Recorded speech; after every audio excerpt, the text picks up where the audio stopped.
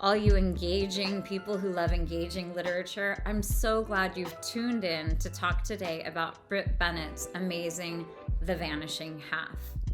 As always, a couple of quick tips before we dive in. The lectures are going to be, as always, divided into 3 chunks. So in the first today, we're going to talk about why read this book. We're going to talk about some important but brief items about Brit Bennett's biography.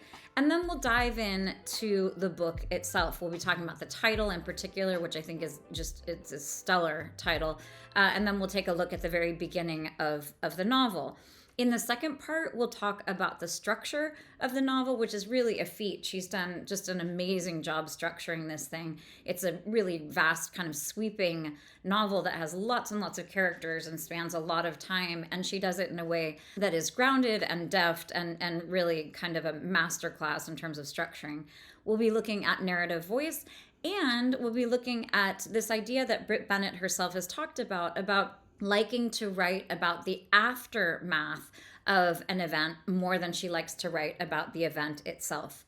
Finally, in the third chunk, we will be talking about the quality of the prose, which of course we'll be talking about throughout, but we'll take a slightly deeper dive into the quality of the prose. Then we'll talk about how Brit Bennett is so good at withholding judgment. There are lots of different decisions that all of these different characters are making, and some of them I think it would be easy to be very critical of decisions, and yet she does this amazing thing where she really is withholding judgment, which allows the reader to develop empathy and to look at the decisions that all of these readers are making in a very sort of open and generous way. And then we're going to finish up with a couple of weaknesses. I am someone who just sort of naturally is a little allergic to the idea of any bestseller. And Brit Bennett's books, The Mothers was a huge success, and this book was a #1 New York Times bestseller for a long time. You can tell just even from the cover of the book, it was a Good Morning America book club choice.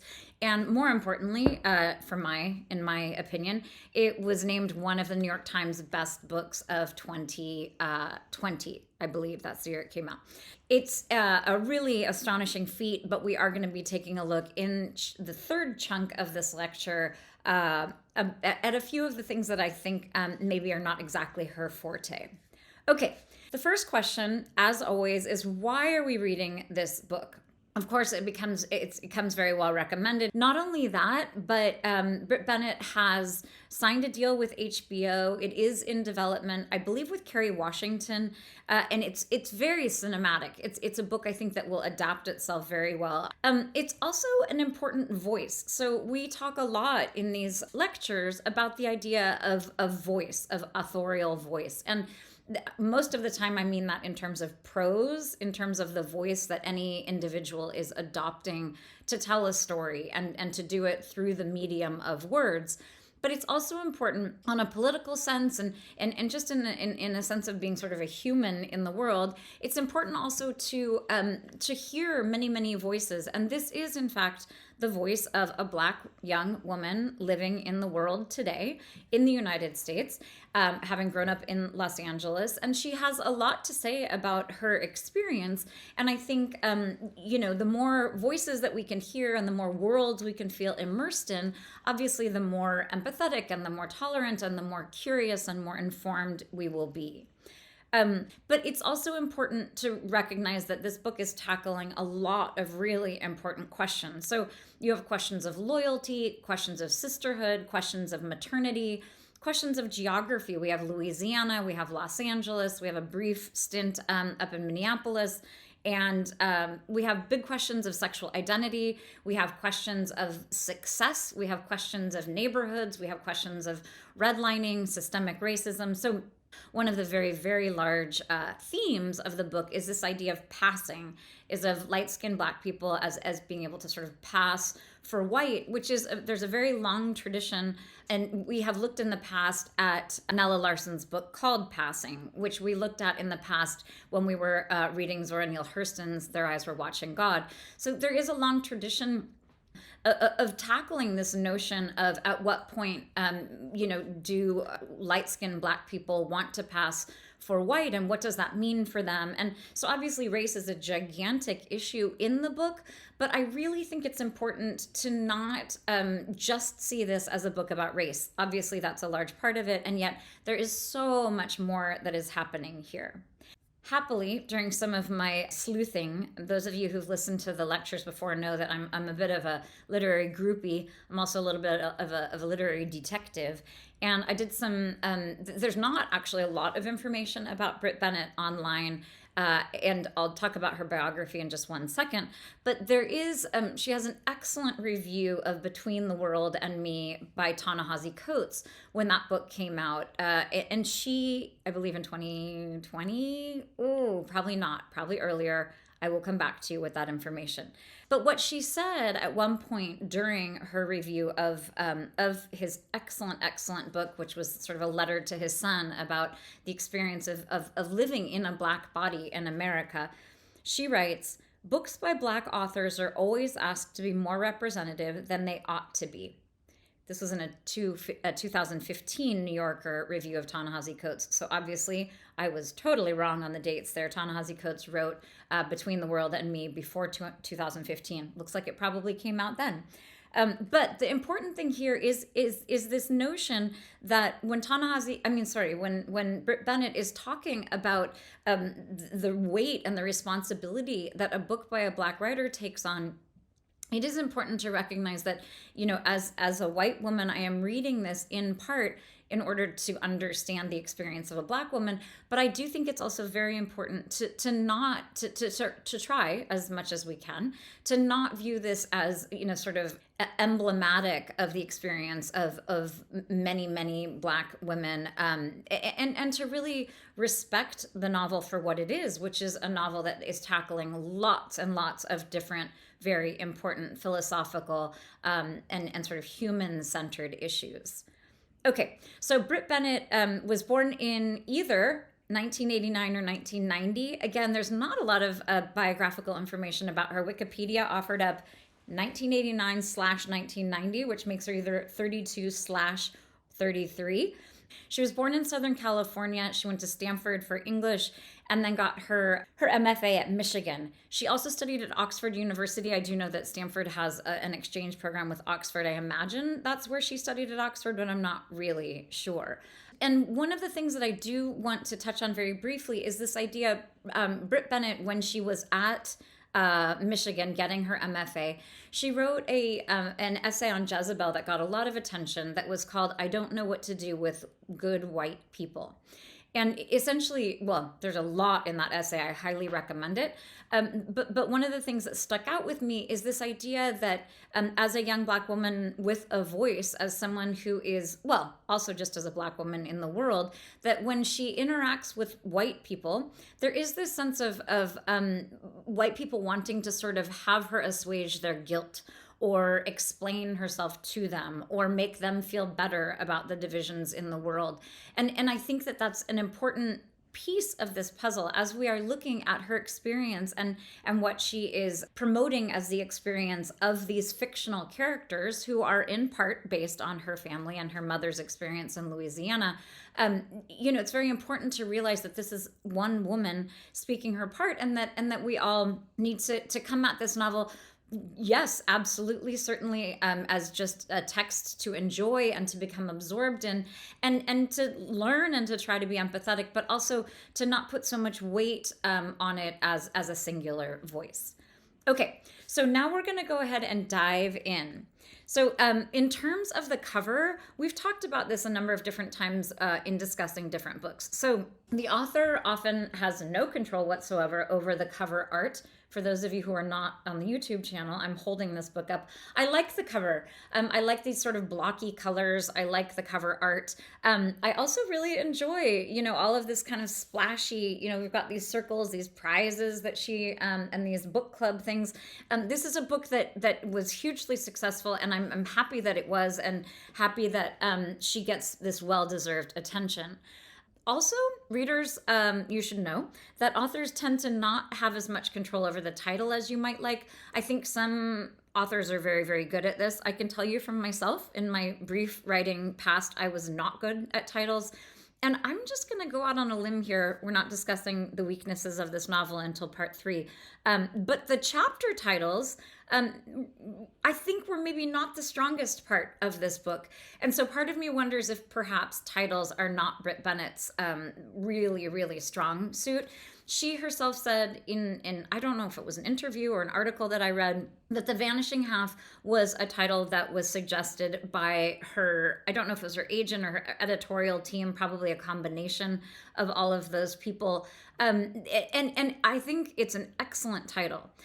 So this title is very strong for lots of reasons. And the idea of the vanishing half, I mean, the very first thing you think of are these twins, these lost twins. So the vanishing half in many senses is Stella. So Stella is the twin who disappears. She is the one who vanishes. But the title is much stronger than that. I mean, yes, there is that. And I like the spookiness of the vanishing part and the sort of pathos involved in losing a half of anything. But I also think there, again, obviously you have the twins, but there are lots of other halves that are missing. So one of them is all of the marriages and all of the couples where, where half of the marriage or half of the couple is vanishing, is missing for large parts of the novel, if not entirely. Then you have sort of this idea of the masculine and feminine sides of a person, and whether or not a part of a part of your sort of sexual physiological self can vanish, and sort of which parts and which halves. So there's this idea of having this very sort of binary concept of having both the male and the female. And this idea of being able to, in that case, sort of banish half. Of course, I'm talking here about Jude's boyfriend, Reese, who is a trans man, and who is very, there are a lot of struggles that go along with that. So there is this sense of vanishing as sort of wanting something to vanish.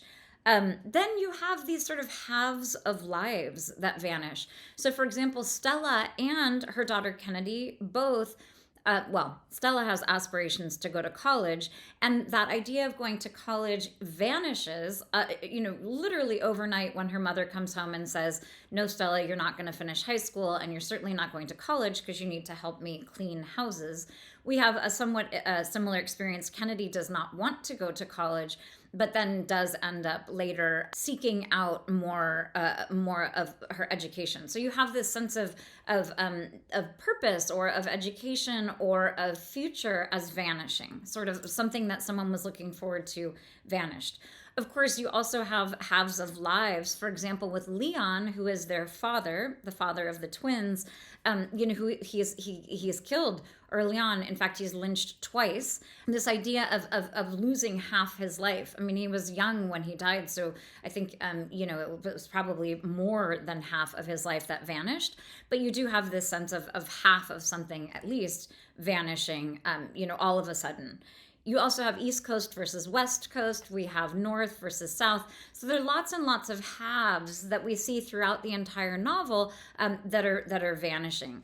So this title is doing what any good title does, which is, you have sort of something that's kind of interesting and gripping and grabs your eye and, makes you start thinking. But then when you begin to sort of peel it apart, you're seeing more and more meaning and more significance. Okay, so now we're going to dive on in. Gonna just speed past all of this praise here. Again, this is a novel that, it honestly doesn't even need too much praise here, because following her first book called The Mothers, it was a book that people were just sort of, voracious about and really excited about reading. So it's dedicated to Brit Bennett's family.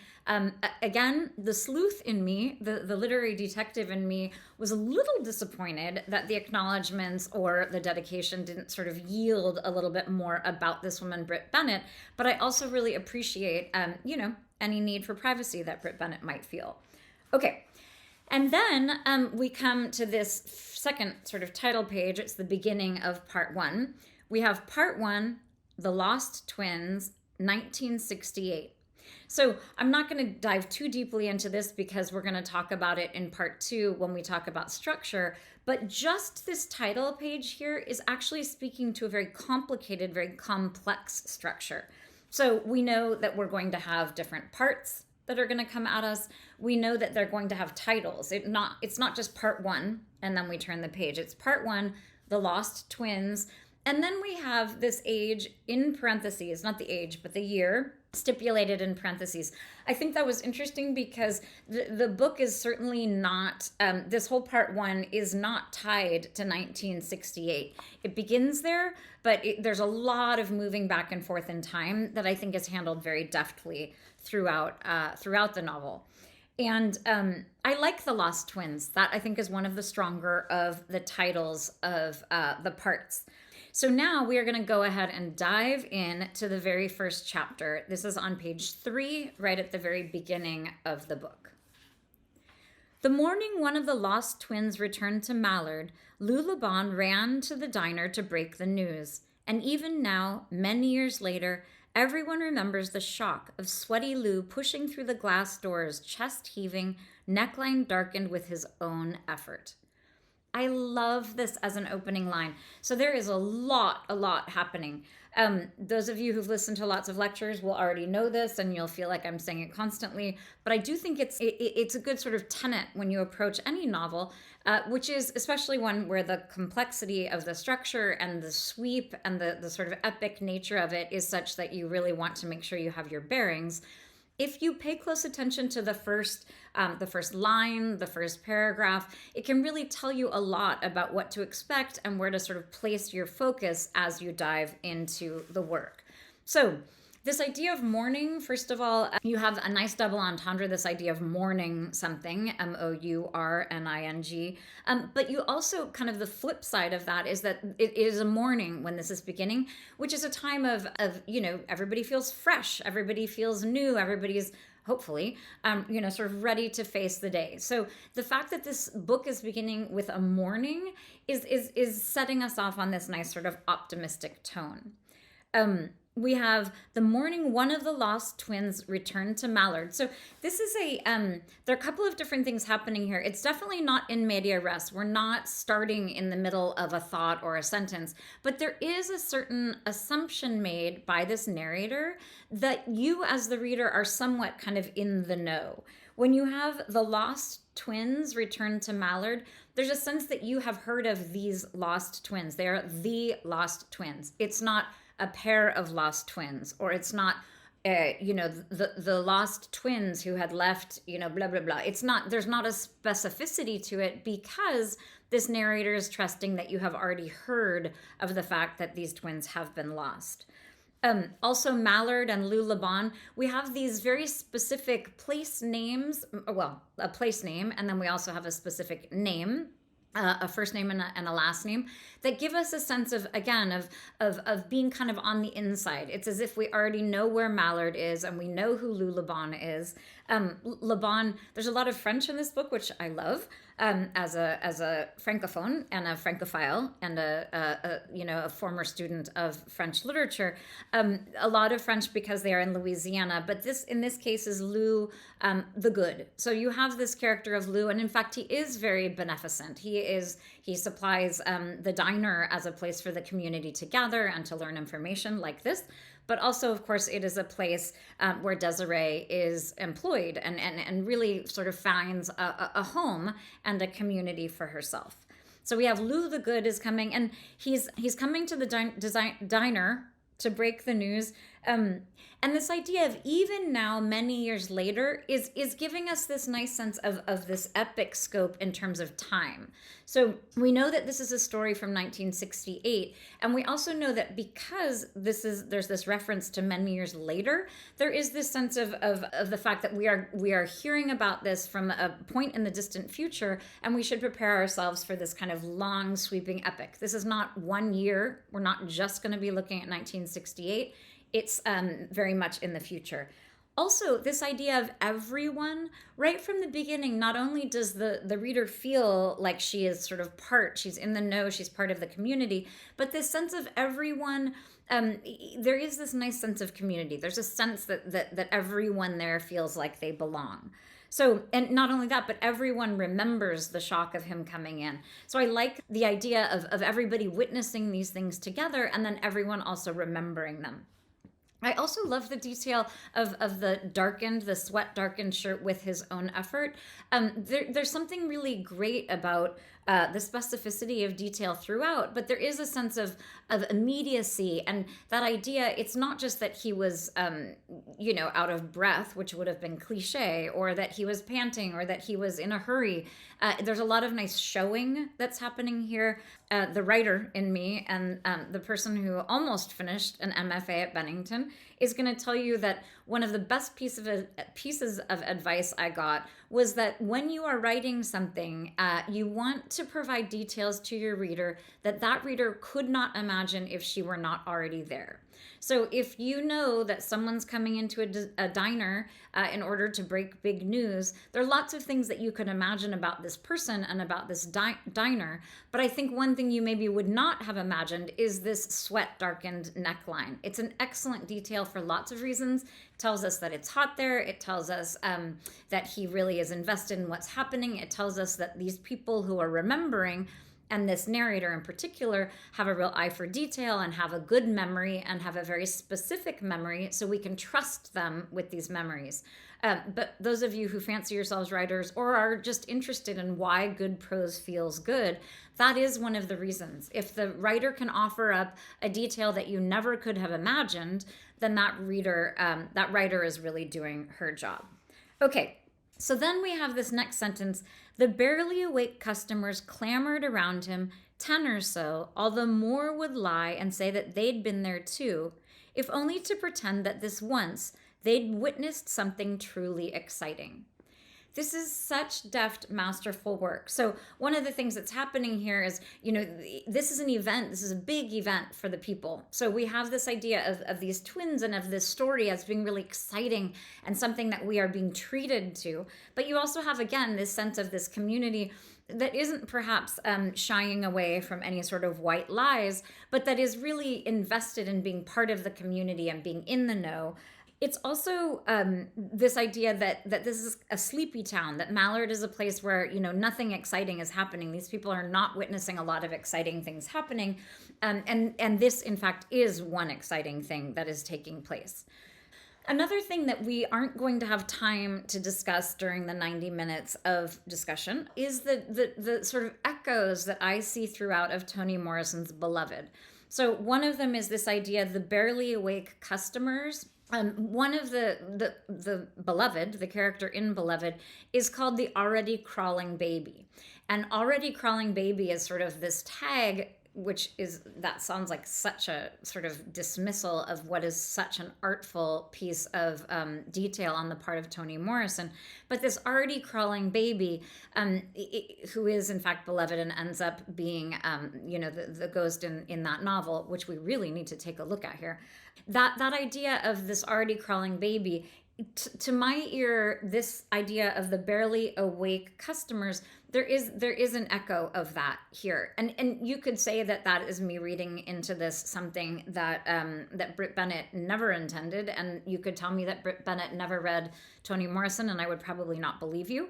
And to me, it doesn't. There's nothing about that that's reductive or that's sort of derivative. What I find here is this idea of almost an homage, and also an idea that when we're talking about really great literature that is in a tradition of, for example, in this case, Southern writing that has Black people and their stories, at least somewhat in the fore, that having Toni Morrison echoing in your reader's mind is actually a very, very great thing. Okay, we're going to continue on a little bit more quickly. We're going to look down here at the bottom. Lou spotted Desiree Vines walking along Partridge Road, carrying a small leather suitcase. She looked exactly the same as when she'd left at 16. Still light, her skin the color of sand, barely wet. Her hipless body reminded him of a branch caught in a strong breeze. She was hurrying, her head bent, and Lou paused here, a bit of a showman. She was holding the hand of a girl, 7 or 8, and black as tar. So there again, I mean, this is just absolutely masterful. So when we have, by the way, I did not begin pronouncing Desiree Vines in my mind. I listened to a BBC broadcast and there was a British woman who kept saying Desiree Vines. I think she was maybe Irish, this interviewer. But in my mind, I was saying Vigne because I was saying the French version. I'm not exactly sure what you were saying in your mind. Maybe Vignes. I'm not sure. It's one of those things, vines, of course, or the French version of them. It's a very telling story. Desiree being a beloved, someone who is loved, someone who is desired, a French name, and vines also as being a French name. I love the fact that this British / Irish woman just went right straight to the English translation instead of trying to struggle with vigne or Vignes, or something less poetic. But the idea of vines, of course, is very important and very significant because you have this idea of vines growing together. You have an idea of vines growing apart, vines clinging to things. So it's a very important and I think a very well chosen name. Although Vignes, not that great. Not really, just tripping off the tongue. But we have Desiree, who is this loved person, and not importantly, but I think somewhat significantly and interestingly, the sister is known as Stella, but Stella's real name is Estelle. So you have these French versions, which situates us very much in Louisiana and in the South.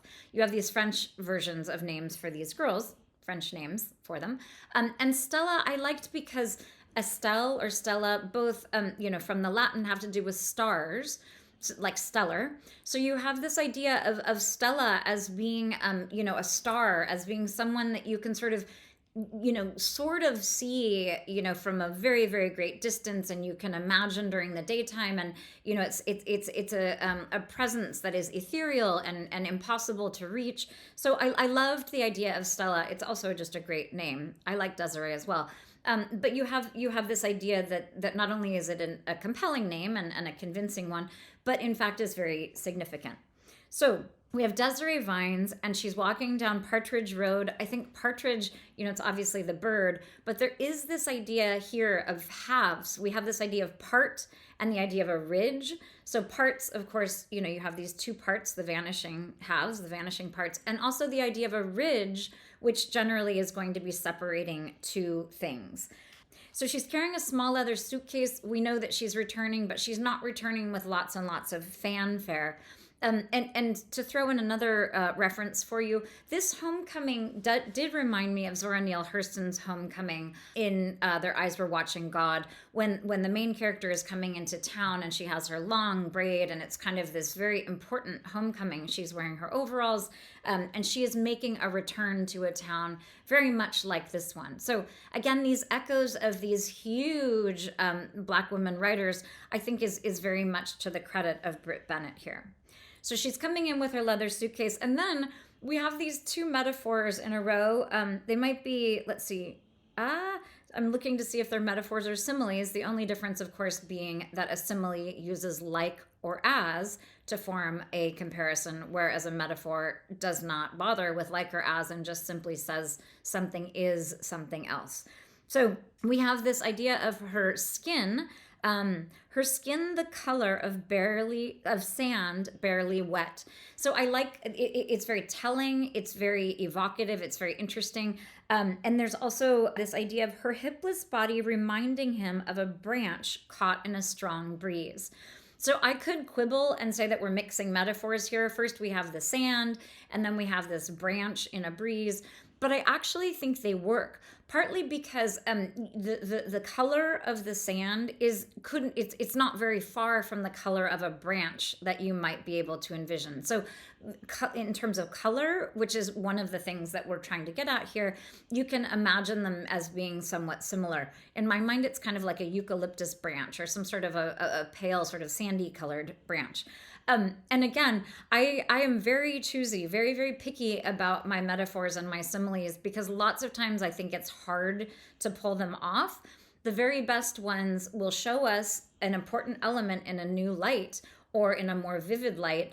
But I think sometimes they're sort of too far afield, or they're too distracting, or they feel kind of belabored.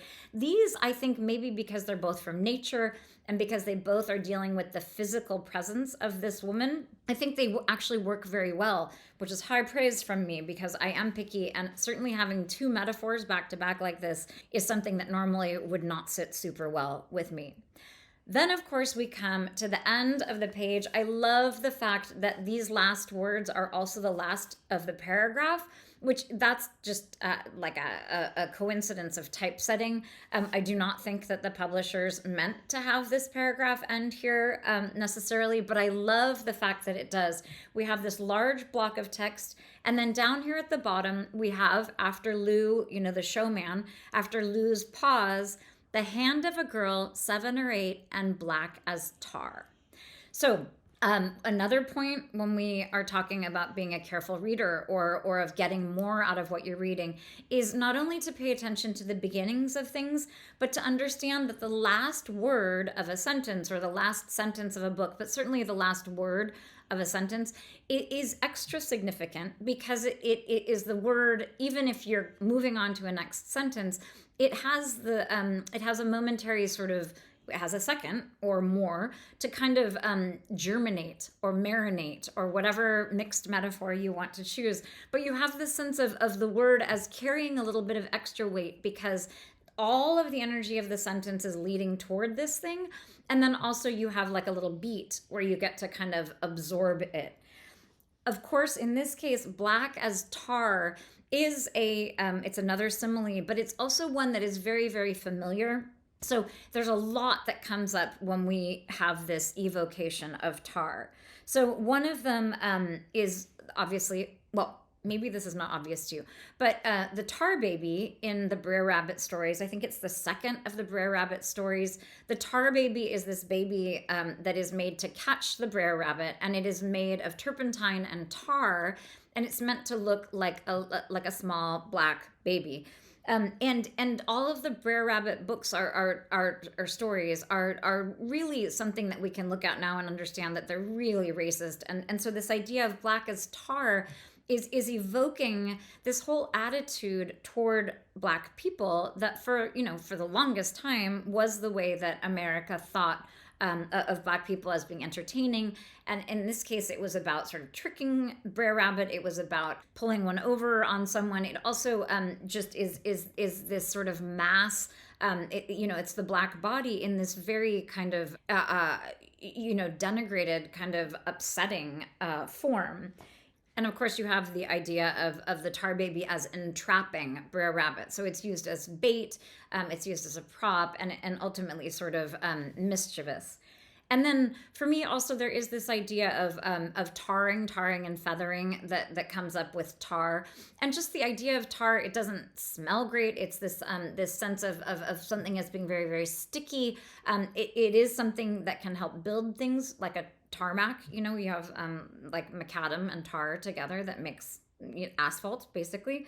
But this is not something that is a positive thing to say, and certainly not, as we are about to learn, in a town like Mallard where being light-skinned is praised so highly. So at the end, we have this sort of climactic moment where we have this child who is coming back with Desiree, who is black as tar. And we have this real tension that is set up right from the beginning between this homecoming and this very exciting moment of the town. And what really is at play, what really makes the drama here is simply the fact that this child has darker skin than her mother. So I'm going to leave it on that note. Please join us for the second and the third installments of this lecture to learn more about just the ingenious ways that Brit Bennett structures her work. We're going to take a look at narrative voice. We're going to look at all sorts of great things about the prose. And then at the end, I'm going to just dive into some of the things that I thought maybe were not quite as strong as some of the other elements. So please join us for parts 2 and 3 to learn more about Brit Bennett's amazing The Vanishing Half.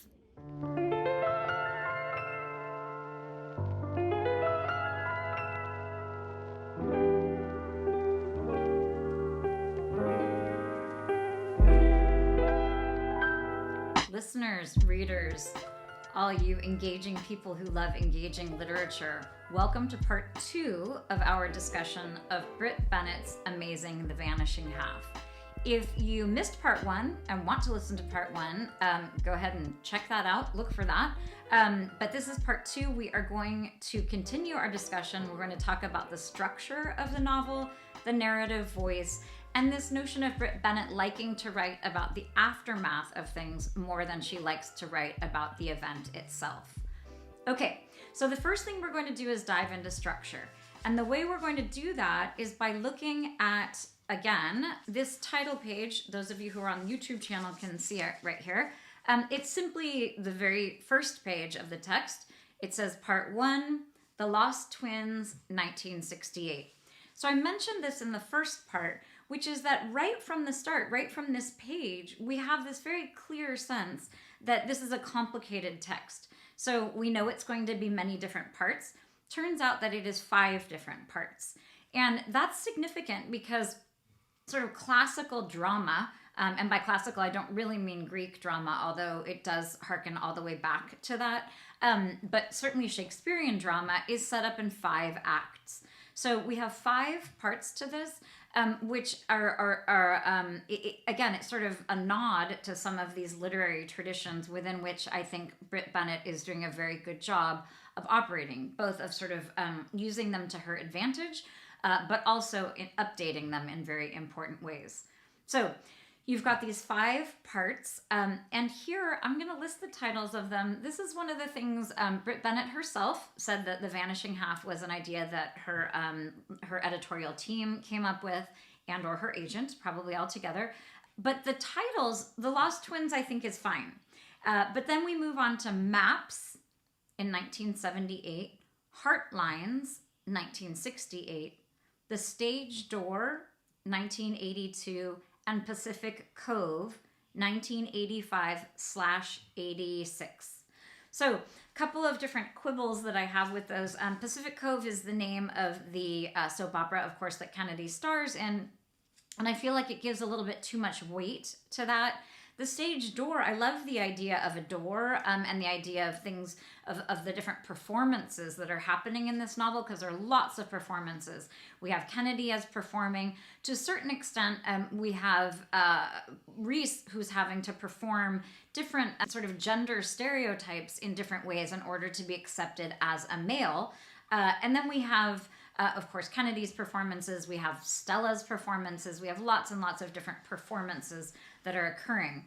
Heartlines, I like the idea of the palm reader, but it felt a little bit tacked on, and it felt a little bit kind of constructed, a little manufactured. So then again, to have the Heartlines as a title for an entire section, I felt gave it a little bit too much weight. This palm reading section. Maps, I do think that geography is very important, but again, it seemed a little bit kind of both too vague on some level, and also like I wanted a little more from it, but it also seemed a little bit too vague. So, and then of course, again, The Lost Twins, I think that's an excellent, an excellent part title to kick us off with. I also had a little quibble with the years that she is including in these parentheses underneath each one, because in fact the novel it moves very deftly and very well through time. But I think these kinds of anchors that she is giving us are a little bit misleading, because we think we're going to be reading just about 1968 and instead, or just about 1985 or just about 1982, when in fact, one of, I think, the strengths of the novel is the way that it moves through time. Okay, so right from the beginning, we have this title page thing here that is telling us about the complexity of structure. But what I think the real sort of strength of this complex structure is the way that Brit Bennett weaves together a very complicated narrative with a lot of different characters, without ever really sort of having the reader feel ungrounded or lost, whether we're talking about time or whether we're talking about a character. It's really impressive. This is a very large cast of characters. It's tons of geography. It's over a large expanse of time. I think you can argue that there are perhaps too many characters and there are too many different geographical locations and there's perhaps too much time, but I think that she handles it very, very deftly. The criticism I would make of that is that we don't get sort of deeply enough into each one of the characters or the times or the geographies. It does invite you to feel that you wished you had more of these characters. Again, I don't want a longer book. I don't want a sequel. There are lots of interviewers who are like, when's the sequel coming out? When are you going to, develop the character early? When are we going to learn more about what happened in Minneapolis? I don't actually want any of that. I actually think what would have been, if I'd had my druthers, maybe would have been a slightly less wide scope. And actually, Brit Bennett does say that, in fact, it used to be much, much longer. And through the editorial process, they sort of winnowed away, whole entire sections and whole entire, maybe there were hundreds of pages in Minneapolis that didn't make the final cut. So back to the complicated and very, very well done structure here. We're going to look at two examples. One is the idea of the death of Leon, their father, and the other is the way in which our main character, Jude, finds out about Stella. We're going to begin on page 10. And I think, so one of the concepts that I talk about in the lectures is this idea of pacing. And pacing is very difficult. And she is making it look so easy in this book. Pacing is simply the sort of the way an author is meting out information. So information is given to you as a reader in sort of dribs and drabs, or it's given to you all at once. And it might be given to you, in big chunks or small chunks, and it might be clustered together or very far apart. She does a little bit of all of these and does it very well. So if we look at page 10, kind of right in the upper middle of the page, her father had been so light that on a cold morning she could turn his arm over to see the blue of his veins. But none of that mattered when the white men came for him, so how could she care about lightness after that? So good. Such an amazing sentence. So we're at the very beginning of the book, only on page 10, and we have this kind of bomb that is dropped here about this idea of him as being so light-skinned, and which is very prized in Mallard. So then we have this kind of bomb of this idea, which is very vague at this point. It's simply, a dependent clause in this last sentence. When the white men came for him, so how could she care about lightness after that? So there's this idea of lightness, first of all, as not saving anyone, which is a very important tenet at the beginning of the novel. But there's also this sense of this specter of this horrible trauma that happened that comes up again and again. And at this point, it's just this mention. Okay, and then if we look at page 26, kind of top middle of the page, his own parents, this is about Leon.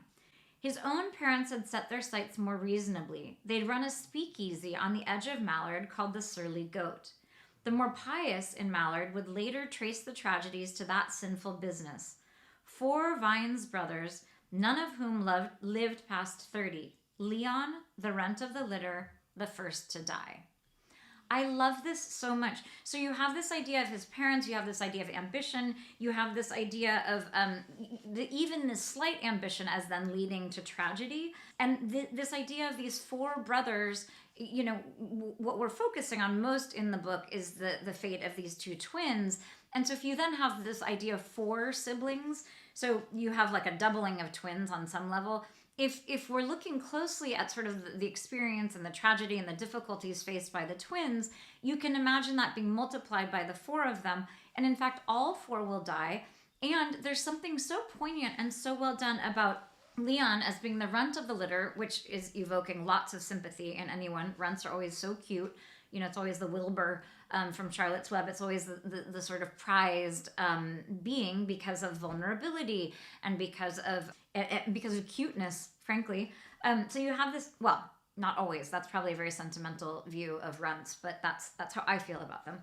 So you have Leon, and I love even syntactically how she's doing this. Leon, comma, the runt of the litter, comma, the first to die. So you have this huge message that's coming in this kind of fragmented, kind of staccato way. Leon, the runt of the litter, the first to die. There are no verbs. It's choppy. It's sudden. It's just incredibly well done. So, but again, you have in the beginning, we know the white men came for him. In this second mention, we know that he was the first of 4 brothers to die. And you can imagine that we are meant to believe that they're all going to die at the hands of white men. We know one of them died in a chain gang. I don't think it's made clear how the other ones die, but they die young, and it's tragic. So you can extrapolate from the 2 deaths that we do learn about. Okay, next we're going to look at page, what is this page? This is page 36. So pages 36 and 37, we've jumped from 10 to 26 and now to 36. And again, she's meting out this information about the death of the twins' father. So here we are on 36, we're at the funeral. The twins had always seemed both blessed and cursed. They'd inherited from their mother the legacy of an entire town, because she came from the founder. The founder was one of her forefathers. And from their father, a lineage hallowed by loss. Hollowed by loss. Very important, but very, I think, intentional and interesting slippage there. I mean, on my part, but also the fact that she chose hollowed. And when you're talking about lineage, hallowed would often be the word, but I think her choice of hollowed was certainly not accidental. Or if it was a genius of an accident. 4 of Vigne's boys, all dead by 30.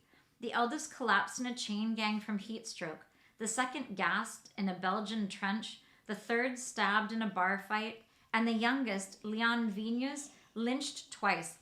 By the way, here I was saying that I didn't think we learned what happened to the other 2. Obviously we did. One of them fighting in the war and one in a bar fight. So I'm not sure that we can extrapolate quite as neatly as I thought. And yet I think certainly 3 of the 4 may have been at the hands of white people. And the youngest, Leon Vignes, lynched twice. The first time at home, while his twin girls watched through a crack in the closet door, hands clamped over each other's mouths until their palms misted with spit.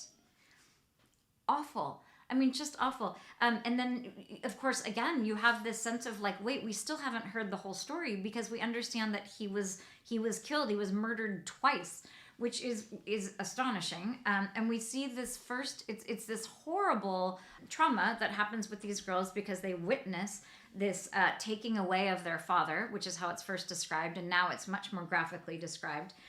But we know at this point still there is more to come. And sure enough, on page 37, across the way here, so this is why the men were after him. He claimed Leon had written nasty things to a white woman. Leon couldn't read or write. His customers knew that he made all of his marks with an X. But the white men stomped on his hands, broke every finger and joint, then shot him 4 times. He survived, and 3 days later the white men burst into the hospital and stormed every room in the colored ward until they found him. This time they shot him twice in the head, his cotton pillowcase blooming red. So this is, I mean, we could talk for 90 minutes about just these passages and just this incredible structuring. But you have the increasing number of details from the beginning to that second mention, and now this third mention. You see what the girls have seen. And interestingly, this second part that happens in the hospital, the girls would not obviously have been witness, or at least not eyewitness to that. But you do have these details of this specificity, and it's actually so beautifully and kind of eerily done. This idea they shot him twice in the head, his cotton pillowcase blooming red. So shot in the head and then blooming red. You have that ED sound.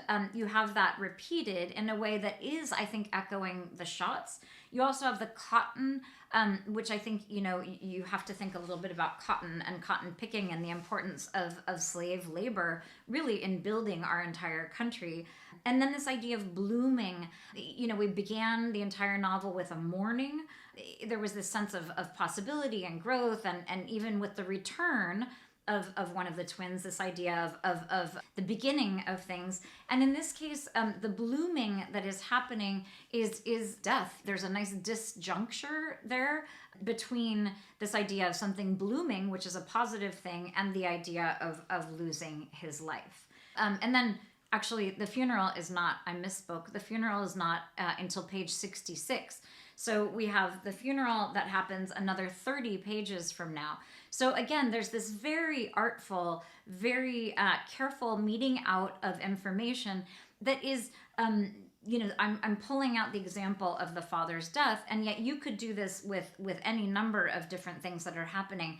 And it is so much to Brit Bennett's credit that she's able to weave all of these things together. You have these brief mentions, but they're specific enough, and they're enough of a bombshell that you do not forget them. And she has them sort of spaced out nicely so that it's, we're not learning about this 300 pages later and having forgotten things. It's spread out, but it's over this kind of 66 page span.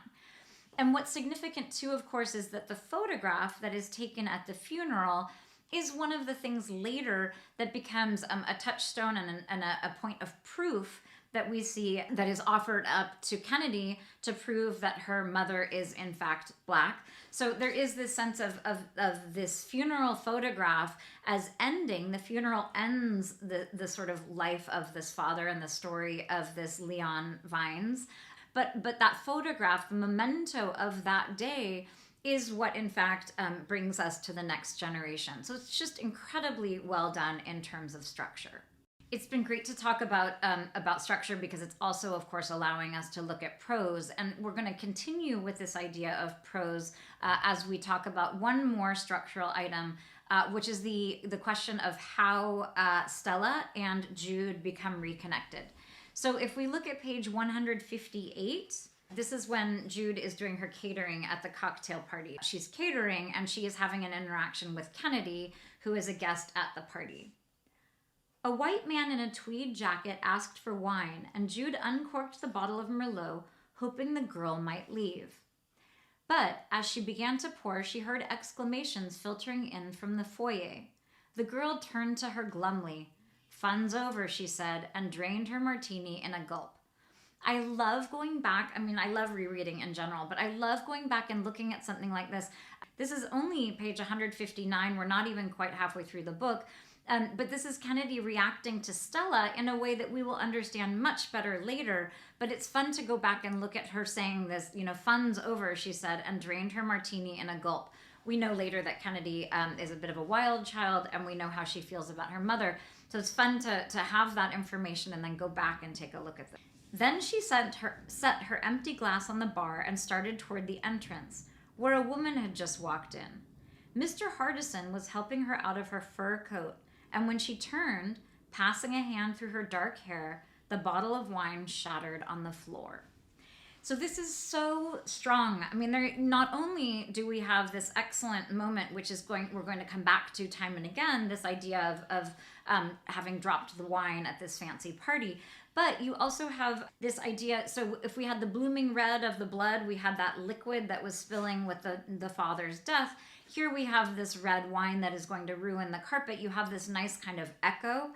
I also love the fur coat becomes, it's a gift from her husband to Stella, but you have this idea too of being hidden and of being hidden inside someone else's skin, which is so interesting. It's such a great symbol and kind of metaphor for what's happening. She's literally, surrounding herself. It's a floor-length coat in Los Angeles, which is, kind of weird. But she's feeling protected. It's a gift from her husband. And yet you're also sort of hiding inside the skin of this other being. And then she turned. So there's this idea of turning, which she has turned away from her family. But of course, she's also turning so that Jude is able to see Stella for the first time, passing a hand through her dark hair. So this idea of passing, there are lots of different ways you could have said that, or you, meaning Brit. But this idea of passing as a verb here when we first see Stella is so genius. So, it's a very sort of straightforward, a very quick interaction that happens here. And yet it's loaded not only with significance, but with these details that when you stop and sort of pick them apart are really rewarding and revealing because they are so multi-layered. Okay, then we're going to pop to page 233. This is another time when this incident is mentioned. So right after a space break on 233, this is Jude thinking. It couldn't be Stella. For years after that Beverly Hills party, Jude had thought of little else. Sometimes the woman in the fur coat looked exactly like her mother, down to the curve in her smile. Other times, she was only slender and dark-haired, a passing resemblance at best. Again, here we have this passing, this word passing, which is so important. I don't read things electronically, but I should always have a copy, an electronic copy, because it would be very cool to do a search and see how often the word passing comes up in this book. But the fact that the word is coming up in both of these instances where we are first, where Jude is first seeing Stella and wondering if in fact this could possibly be her long lost aunt, it's just absolute genius. And again, this is 80 pages later that we're having this same instance come back up, but there's no sense as the reader of kind of not remembering the scene or not remembering who was there because it's so well done. Okay, then we're going to look at 243. I love this part. So this is when we have Jude and Kennedy are getting to know each other when Jude is working at the theater. Under the dim mirror lights, Kennedy plopped into the worn leather chair. Donna wanted to skin you alive, she said. What? Jude said. After you ruined her rug. God, you should have seen her running around like you'd slaughtered her firstborn. My rug, my rug. It was a riot. Well, not for you, probably. Okay, I'm not done reading the section, but I have to stop to pull these things apart a little bit. So first of all, we have Kennedy is looking into the mirror. She's not, in fact, looking at Jude. So there's this idea of doubling. There's this idea of seeing, sort of an identical twin kind of moment because she's looking at herself in the mirror. There's also this idea of her being under lights. Not like an interrogation exactly, but we're going to be learning important information here. And this idea of Donna wanting to skin her alive is so violent. And again, we had this idea of this fur coat that Stella was wearing then. Again, the skin of an animal, of someone else. So this idea of skinning her alive is so, it's bringing to the fore the idea of skin, but also this terrible violence. And Jude rightfully is like, what? And then she said, after you ruined her rug. And then this is so significant. God, you should have seen her running around like you'd slaughtered her firstborn. So I see in that another reference to Beloved, because in that you have infanticide. So this idea of slaughtering the firstborn, you have a biblical tradition, but then you also, to my mind, have this strong echo of Toni Morrison. And then this idea of it was a riot. This is on some level, Brit Bennett, it almost should be heavy-handed, and yet it's not heavy-handed at all. It was a riot, rioting, and the notion of speaking up as a person, of color is so central to the way that voices are heard, that for her to say it was a riot, this is Kennedy just using sort of ultra powerful message after message after message in a way that is really significant. Okay, and then down here she says, what's your name anyway? Jude. Like the song, like the Bible. So I love the idea here of this kind of mistake that happens. And one thing that's very significant is the idea of Hey Jude as a song. So Jude in the Bible, you're thinking of Judas, you're thinking of someone who betrays. And in fact, we can read Jude as a Judas figure because she does in fact reveal to Kennedy that her mother is Black. But you also have this idea of Judith as being this very strong woman who decapitates a man in the Bible in order to save her people. So you have this sense of Judith as Judith as heroic, but Judah, which also means gift from God, but also Judas. So you have all of these different sort of biblical resonances that come with the name. But then Kennedy, of course, is sort of like reducing it to this Beatles song, Hey Jude. But if you think about that song, the idea of remember to let her under your skin, and then you can begin to make it better. So there's this very, very cool reference to this Beatles song, Hey Jude, that, and then, Kennedy goes on to call her Hey Jude over and over in the novel. But there is that sense of remember to let her under your skin, and then you can begin to make it better. This idea of skin, and this idea of becoming, moving under someone's skin, of being in their skin, of understanding their reality, which is so artfully done. It's so excellent. So, and again, that is just like this quick this passing, no pun intended, this passing reference to that one incident with the rug and with the wine. And again, that was a huge, both a huge plot point, because that was when Stella and Jude, first encountered one another. And when Jude understands that Stella, that her aunt who vanished, is potentially in her orbit. And it's something that our trusty narrator here, our author, is returning to again and again and again in these very, very artful ways. Okay, we're going to look at the last time on 248, kind of up at the top of the page here.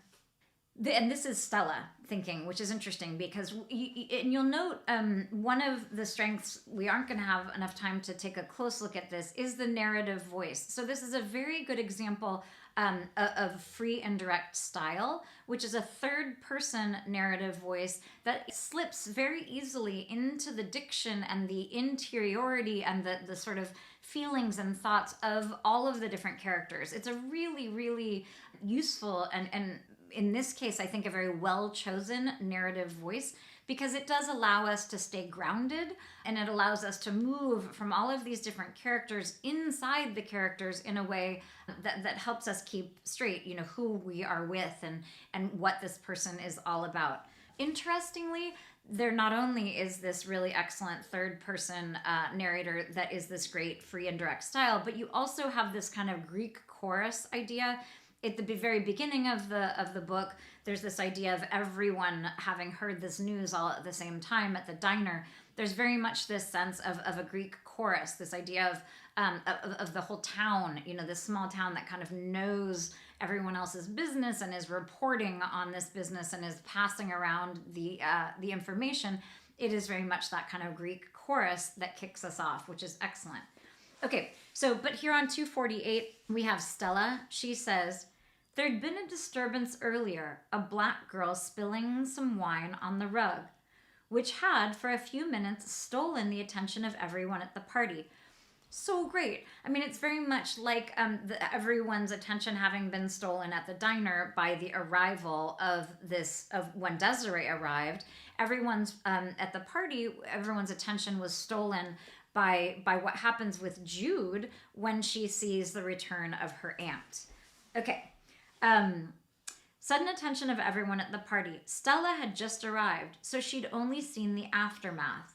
A charcoal girl frantically mopping an expensive Merlot out of an even more expensive rug.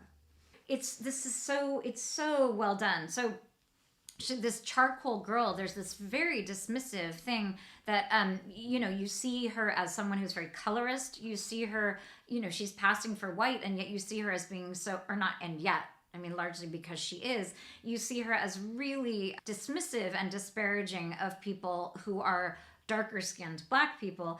I also love here this idea of aftermath. Stella had just arrived, so she'd only seen the aftermath.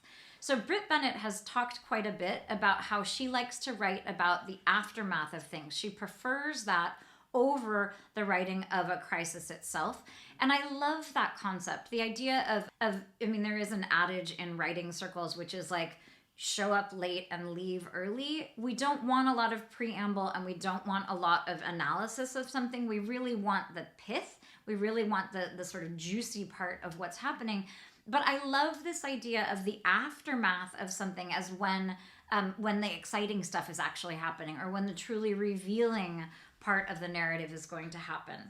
I love the mention of aftermath here as kind of a controlling idea for the entire novel, because a lot of what Brit Bennett is doing, it's the aftermath of the twins having left, the aftermath of their father's death that is so significant. It's the aftermath of this party.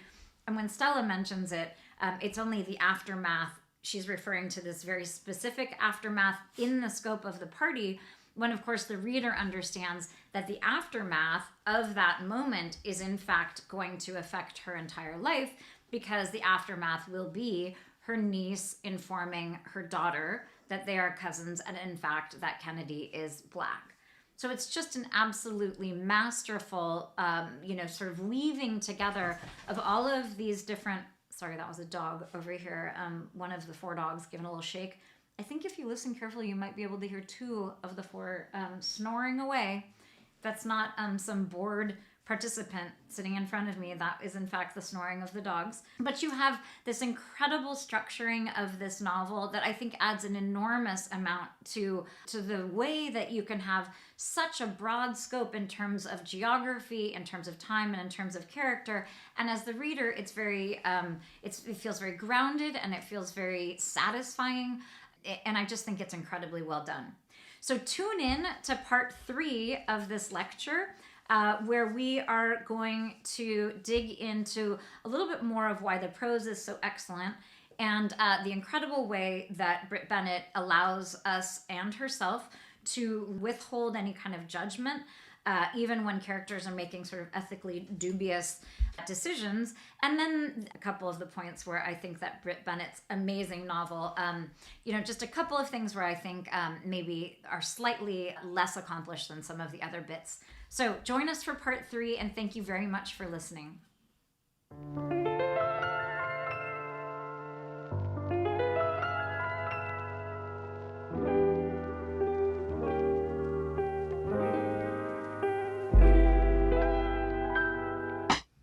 Readers, listeners, welcome to part 3 of our discussion of Brit Bennett's amazing The Vanishing Place.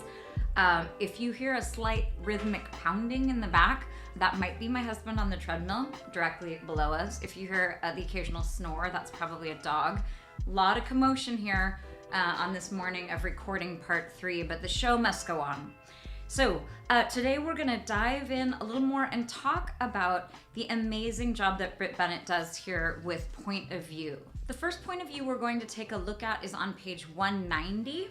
If you have your text in front of you, that's great. If you don't, that is also fine. I will keep you well grounded. So on page 190, what we have is Stella's point of view. And one of the characters I think that you could find fault with is Stella, because Stella has made this choice to pass as white. And yet the way that Brit Bennett deals with Stella, the way she allows us to see inside of Stella's choices, allows us to understand that really, and my argument today is really very much that the system in which Stella operates is really the problem here. Stella's choices are in fact very logical, and Brit Bennett does a very good job of discussing why this is in fact the case. So on 190, we're going to take a look at this free and direct style and how this language that is used when Brit Bennett is discussing Stella and is talking about Stella it's interesting. There's a certain distance from it. It's a little bit reserved. It's a little bit cool. It's a little bit analytical, less kind of passionate, more sort of orderly than some of the other characters in the book. So in the middle of page 190, we have Stella saying this. She trailed off, but Stella could fill in the rest. When she'd first passed over, it seemed so easy that she couldn't believe she'd never done it before. She felt almost angry at her parents for denying it to her. If they'd passed over, if they'd raised her white, everything would have been different. No white men dragging her daddy from the porch, no laundry baskets filling the living room. She could have finished school, graduated top of her class. Maybe she would have ended up in a school like Yale, met Blake there proper. Maybe she could have been the type of girl his mother wanted him to marry. She could have had everything in her life now, but her father and mother and Desiree too. So a lot of really important things are happening in this passage. First of all, we have this repetition of this word past, which we saw pass and passing and past in past passages. that we looked at in the first and second installments of this discussion. But it is very important here. Here we have this true sense of past, as in passed over, which is interesting because passed over, you can think about that in some points in other pieces of work. Passed over might have that the connotation of dying, which is a very interesting usage here. As opposed to Nella Larsen's passing, they don't use that same preposition in quite the same way. But Stella's making a lot of different important arguments here. One is that this happened the first time she passed for white. It happened, it was very sort of happenstance. It just sort of occurred. And she realized, in fact, that this was something that she could do. So then there is this sense, and I love the title of this book for this very reason. There are all of these sort of halves that vanish here, like half of her life. If she had been able to pass, as a white person, that this whole existence would have been open to her. So you have this kind of binary that keeps opening up and halves of it keep vanishing. Then, of course, there's this idea of touching base structurally with that amazing scene where the father is taken out and lynched not once but twice. And then we have this idea of her potentially having finished school and having graduated at top of her class and having gone to a good college. So again, another one of these vanishing halves. But what's happening here that is so important, along with sort of laying out this argument, is the fact that Stella is aware of the fact that if things had gone differently for her, and in this case, the what if is if her parents had decided to do what she has decided to do, that her family would have been intact. So we're going to go on and continue to look at one of the arguments, but one of the main ones, the main sort of criticisms that you can level against Stella is the fact that passing for white meant that she had to leave her family behind. So we're going to look at page 250. Here is another argument on the part of Stella. It's sort of at the bottom of page 250. But when had Stella based her decision on an obligation to family? That was heart space. And maybe it had always been her head guiding her. She had become white because it was practical. So practical that, at the time, her decision seemed laughingly obvious. Why wouldn't you be white if you could be? Remaining what you were or becoming something new. It was all a choice. Any way you looked at it, she had just made the rational decision. So speaking of decisions, I also love the fact that Brit Bennett makes Stella into this statistician. At one point, any skeptical readers would have picked up on the opening sentence of the cocktail party scene where Stella and Jude so artfully meet. There is a line at the beginning of that says that the probability of this happening was remote but not impossible. So, or something like that, I'm paraphrasing. But the idea of Stella as being this incredibly rational, not passionate person, this is someone who always makes decisions with her head. It's very compelling because we have this sense of her having made a very practical decision, a decision that sort of happened whether or not she wanted it to initially, and then the practical side of her understood that opportunities would be much richer for her, no pun intended, if she were passing as white. Okay, so then we're moving from Stella's take to Jude's take here. So on page 266. Sometimes you could understand why Stella passed over. Who didn't dream of leaving herself behind and starting over as someone new? But how could she kill the people who'd loved her? How could she leave the people who still longed for her years later and never even look back?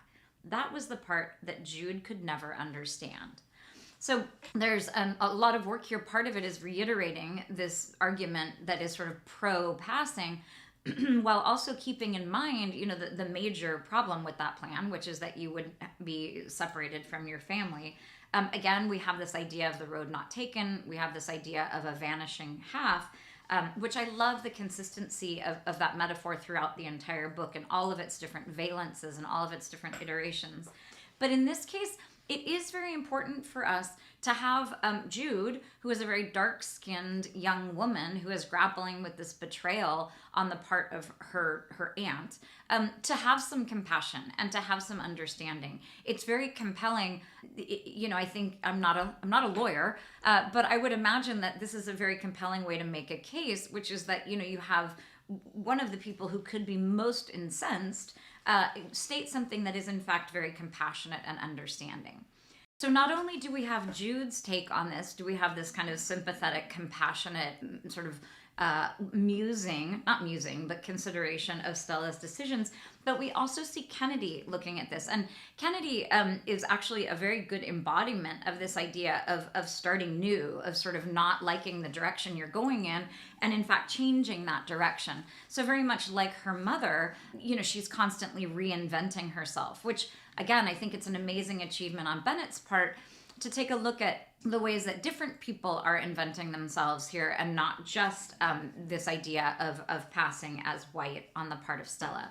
So we have this at the bottom of page 292, a scene where Kennedy is sort of grappling with her mother's choices. So Kennedy says, "Why don't you want me to know you?" And then we move to Stella. She'd imagined more than once telling her daughter the truth about Mallard and Desiree and New Orleans, how she'd pretended to be someone else she needed because she needed a job. And after a while, pretending became reality.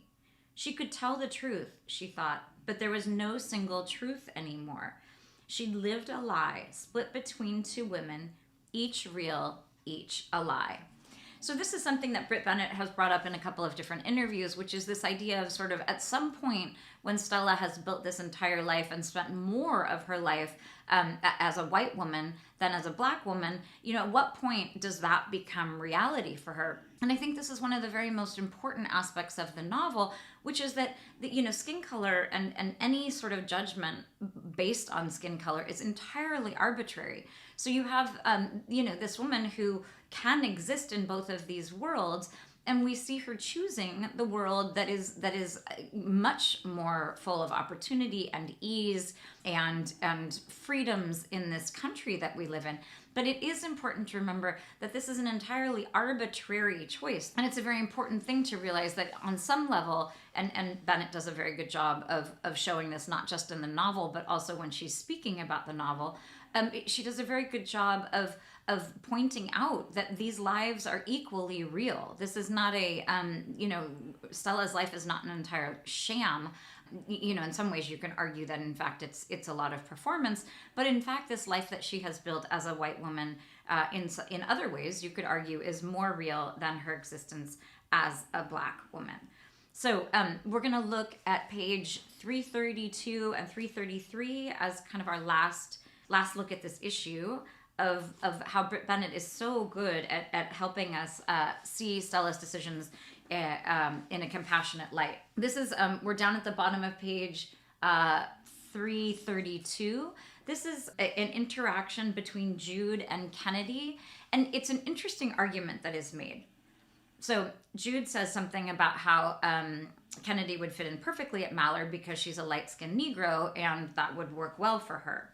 Kennedy says, "I'm not a Negro."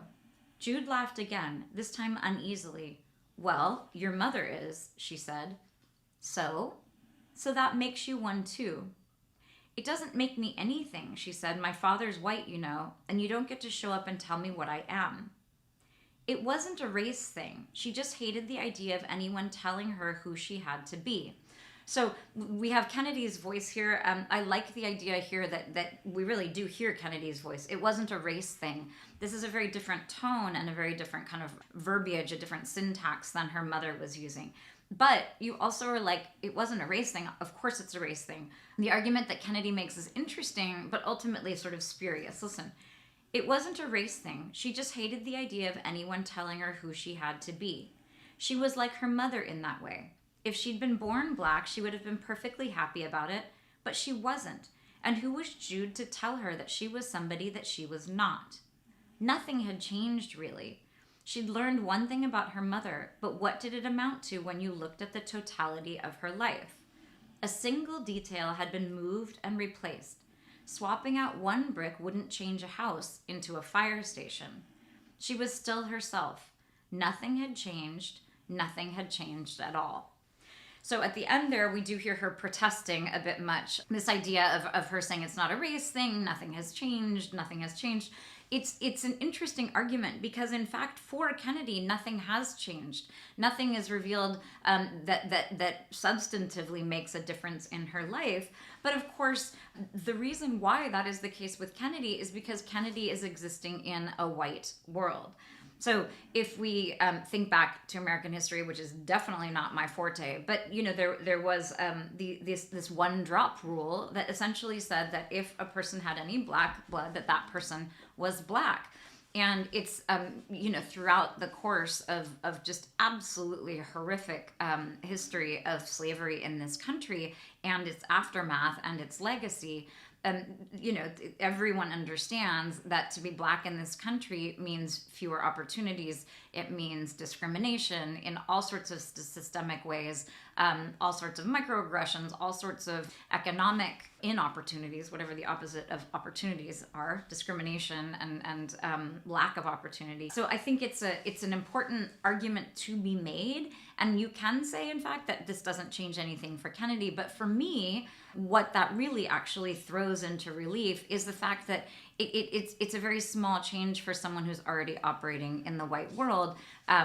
Whereas if someone had been operating, in the black world and suddenly found out that they were a white person who had access to, to much more opportunity and much less racism and discrimination, that would have been an entirely different sort of switch. So I think it's very interesting what Bennett is doing here in making these various arguments, and they're very compelling and very well done.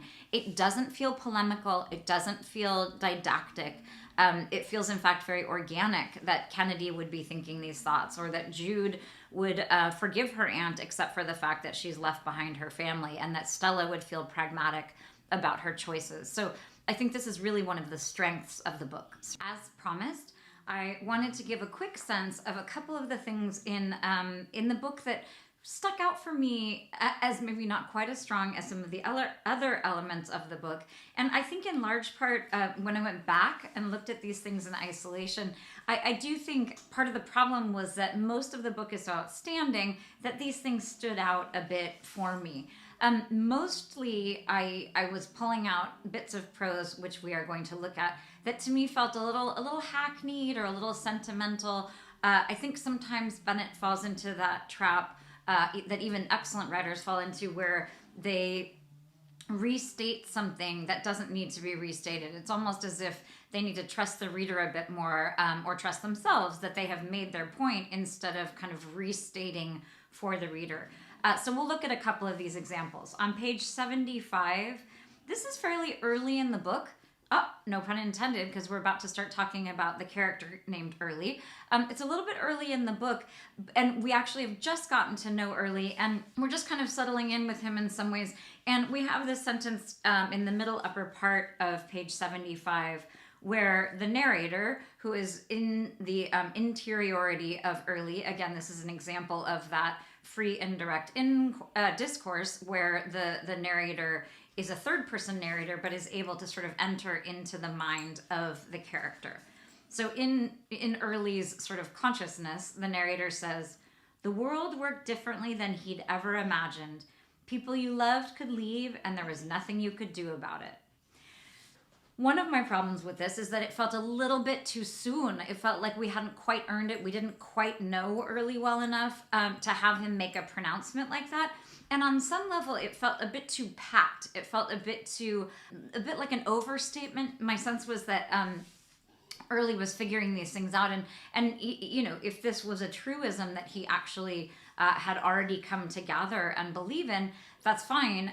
But she had already shown us, I think, relatively well in the text that he was mistrustful, and there was enough information at this point to understand that he probably understood that lesson on some level, that there wasn't really a need to state it in quite the way that she had.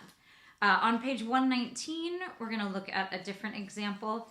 So there were a couple of them that we're going to, I think 2 in a row here that we're going to discuss, that have to do with dark and light. And I like that, because I like the idea of really teasing out a theme. And yet it felt a bit heavy-handed in these cases, because I think, the theme of darkness and lightness is already so well developed that I'm not sure that we need it sort of overtly stated.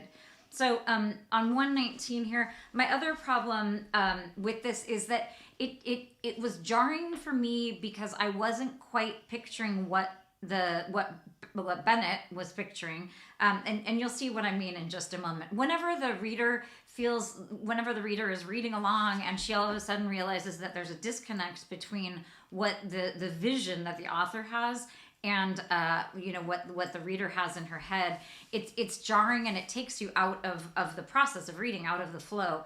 So down at the bottom, right before the space break, she's kissing this Jude is kissing this young man in the stables, and she says, "In the dark, you could never be too black. In the dark, everyone was the same color," which is interesting because in my mind, when they were at night in the dark kissing in the stable, there was still a decent amount of ambient light. And, my sense about that, like, I don't know, maybe it was a moonlit night, or maybe, it was not a moonlit night that was happening in Brit Bennett's imagination. But when I imagined it, I did imagine enough ambient light that you would be able to see the other person, not perfectly, but I imagine there's maybe a barn light for the horses, or there's some kind of light that's shining nearby enough that it wouldn't be completely black to the point where you wouldn't be able to distinguish between somebody who was very, very light-skinned and someone who was much, much darker skinned. So that, for me, I didn't mind the dark, the sort of the idea of it, and I think the idea of underscoring this dark versus light dichotomy and this binary, I think that's fine. I don't know that it's totally necessary. For me, in this instance, it's because there was that little jarring disconnect. Okay, we're going to look at page 137. This is another example of underscoring this darkness versus lightness. It's a final paragraph on 137. All over the city, couples doing what they were doing. Teenagers kissing on blankets at a beach, the ocean rolling in black, newlyweds fumbling in a hotel room, a man whispering into his lover's ear, a woman holding a match to a slender candle, her face glowing off the kitchen window. Across the city, darkness and light. So I didn't mind the darkness and light thing, except that I hadn't really clued into the fact that that's what she was doing. So, you have some of these people were in darkness, some of these people were in light, but it wasn't sort of obvious enough to me that I understood that what Bennett here is doing was sort of this dark versus light thing until she states it at the end. And by then it was a bit late for me. And up until that point, there's certain dilation that's happening here. So we're going from learning more specifically about the characters in the book, and then the scope is sort of widening even further to see over the city. And my sense about that, sometimes it works very well. I'm thinking of a very specific scene in Amélie, one of my favorite movies, where Amélie is imagining actually how many people across the city of Paris are having an orgasm at that moment. And the camera pans to all of these different people. And in that case, it seemed more organic, also more orgasmic than what is happening here. But I think here you have it feels a bit unnecessary, maybe because the scope is already so wide. I'm not sure we need to go a lot wider with this kind of dilation of all of these disparate images of teenagers making out, on beach blankets and women lighting candles. It just didn't quite hold together for me. Okay, on 147, at the end, this to me just felt a little sentimental, a little hackneyed. It's right before the space break here. A body could be labeled, but a person couldn't, which, first of all, I'm not sure that's true. And the difference between the two depended on that muscle in your chest, that beloved organ, not sentient, not aware, not feeling, just pumping along, keeping you alive. So to me here, the writing is getting a little bit away from her, a little out of control. It just wasn't, I'm looking here quickly. This is when Reese is helping Jude with flashcards for her anatomy class that she's taking. But this idea, again, it feels a bit far afield. It feels like it's not helping really progress the plot. I'm sure anyone who has any writing experience has heard the term or the advice, murder your own darlings. And I used to think that just meant like edit things, like just be pretty ruthless with your editing. But I think that, the advice, as I understand it a little better, is to sort of anything that you think is particularly lyrical or artful. Those are the things that probably need to be axed. And it is it's no coincidence that a lot of the things that I'm sort of that I'm taking a bit of, or that I'm not appreciating as much of the rest of the novel. A lot of these pieces are coming at the end of a section. Lots of times it's right before a space break. I think sometimes Bennett is overstating things at the end, or she's wanting to make kind of a sentimental, sort of move at the end of these things in order to kind of tie the section together. And my sense is that probably, and this is a very good writing adage, one of the best that I learned during my MFA program, is that it's great advice to essentially just get rid of every single last sentence of an early draft, meaning every last sentence of a paragraph, or even every last paragraph of a chapter, because there is that temptation by writers at the end to think, oh my God, I don't think I've gotten it quite across, or what if I haven't made this clear enough, or what if there's not quite enough oomph in this section? And so then there's this temptation to over-explain, or to be a little bit more sentimental, or to try to expand the point that you are making. And generally speaking, those endeavors are not as solid as the rest of what people have written. Okay, we're going to look at two more examples. 309. This was just another one of these situations. Again, it's right before a space break, where it just seems things like are getting a little out of control here. This is when Kennedy is thinking about France. Even France was essentially foreign to her, not because he was black, although that perhaps underscored it, but his life, his language, even his interests were apart from her. Sometimes she stepped inside the little closet he'd converted into an office and watched him scribble equations that she'd never understand. There were so many ways to be alienated from someone, few to actually belong. So first of all, the syntax at the end there gets a little clunky for me. It feels kind of not quite parallel.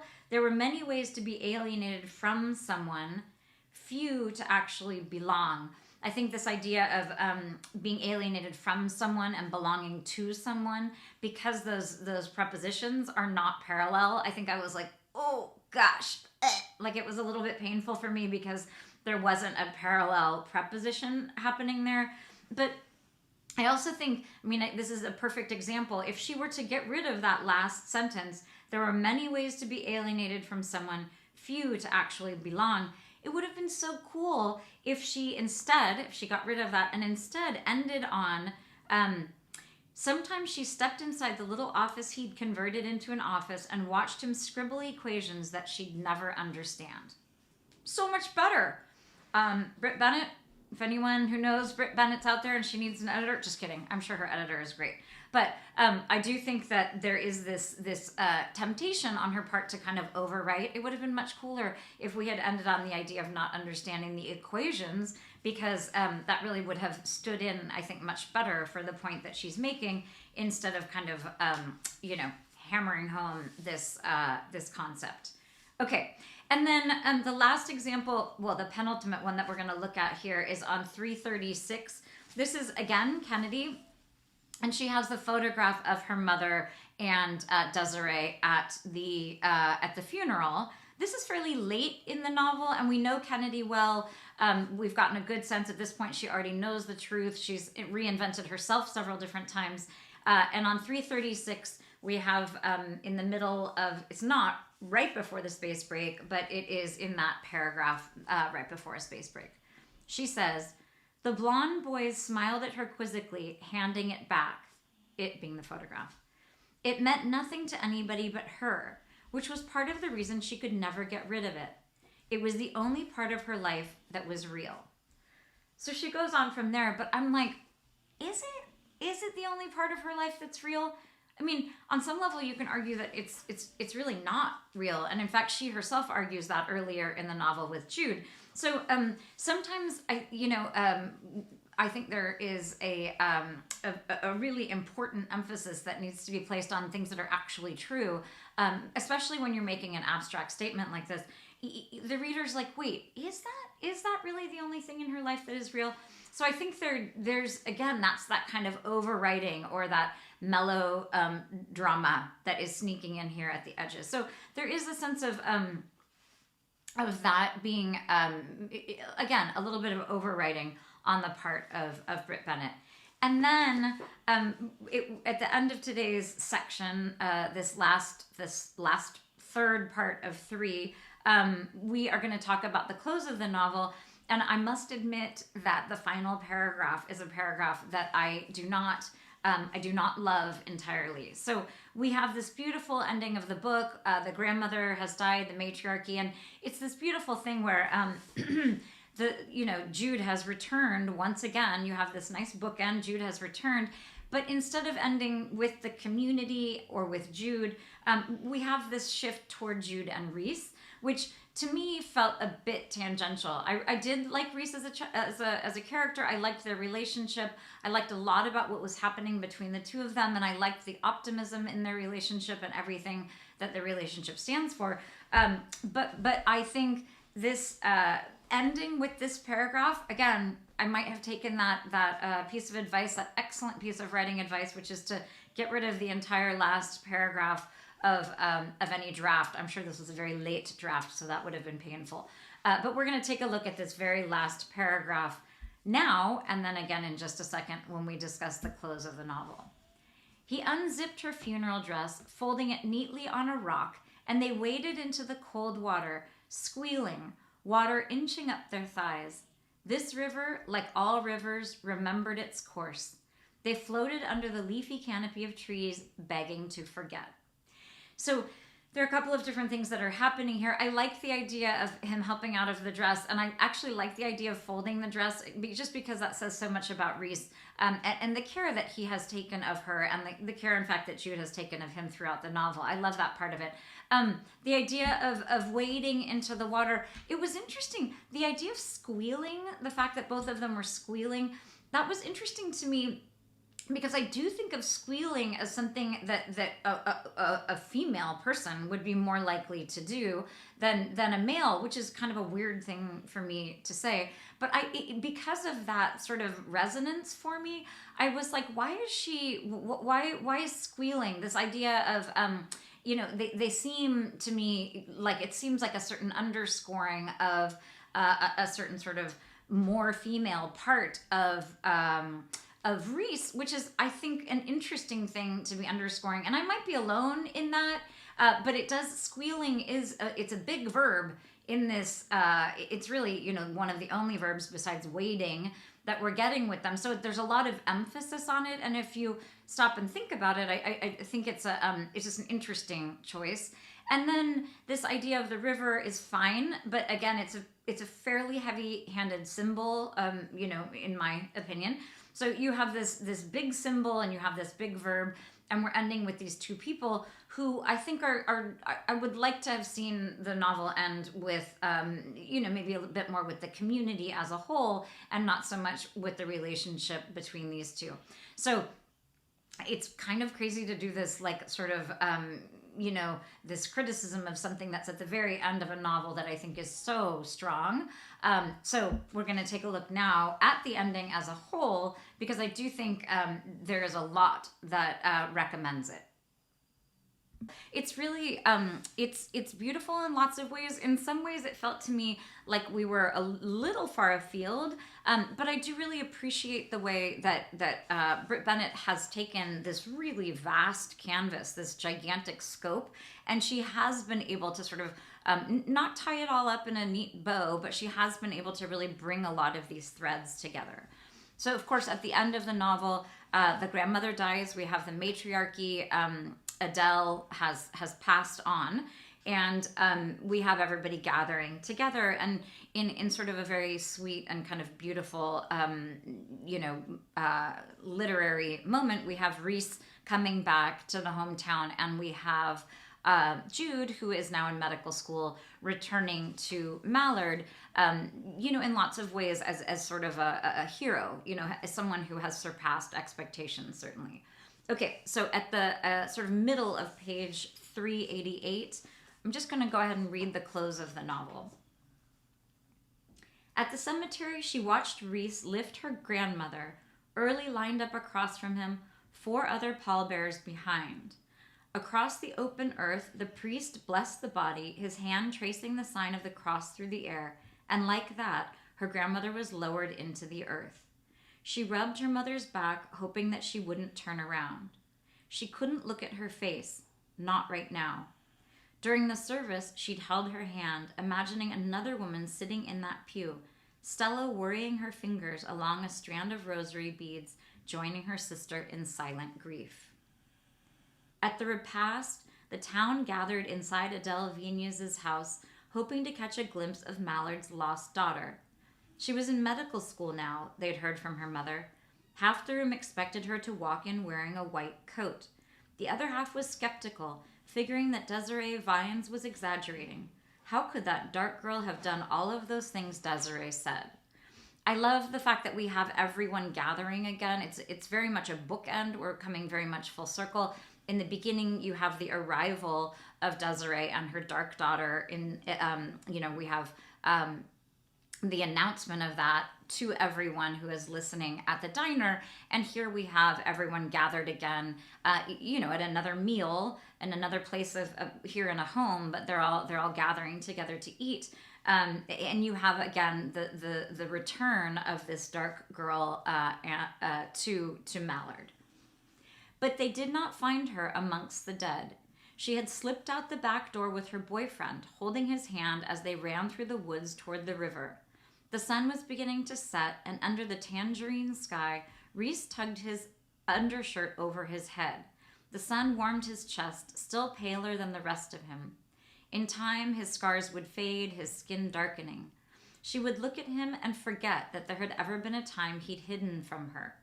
He unzipped her funeral dress, folding it neatly on a rock, and they waded into the cold water, squealing, water inching up their thighs. This river, like all rivers, remembered its course.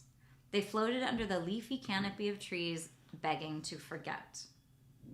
So I have mixed feelings. I love this, this anti-penultimate paragraph here where we have everyone gathering and we have the return of Jude. We have the return of her in victory. That's sort of very optimistic and speaks volumes about the ability of this line of women to succeed and to surpass expectation. Then we have this shift, which I do like very much, to this idea of Reese, and Reese as fully coming into his own body, and this idea of healing and the sunlight. And of course, anytime you see a river in any sort of piece of writing, you should think of time, and you should think of death, and you should think of continuity. So it's nice that she is ending with them entering this river, and this idea of time passing, and this idea of things being different but also being the same, which is kind of the nature of rivers. But this idea of begging to forget is so interesting, because I feel like Bennett is pushing us toward what I think is a very sort of optimistic ending. And then at the end, we have this idea of wanting, in fact, to sort of disown their heritage, or wanting to forget who they were in the past. So part of me feels like there may be, maybe we went in a direction that for me was not quite as satisfying as if we had sort of stuck with this idea of the town of Mallard and this idea of this matriarchy. But I also really applaud Bennett here, because she is, of course, tying together and really sort of treating us to this idea of the younger generation as being something very different, and as moving forward optimistically in their lives in a way that really is about fresh starts, and it's about possibility and opportunity. So in lots of ways you can argue it's a very strong ending. So with that, we're going to close this third section of this discussion of this incredible novel, The Vanishing Half by Brit Bennett. It's really an important book, and I think she has done an amazing job of dealing with a very large scope. I hope that you got a lot out of it listening, and I hope that you return and dive into another book with me soon. Readers, thank you so much for tuning in today.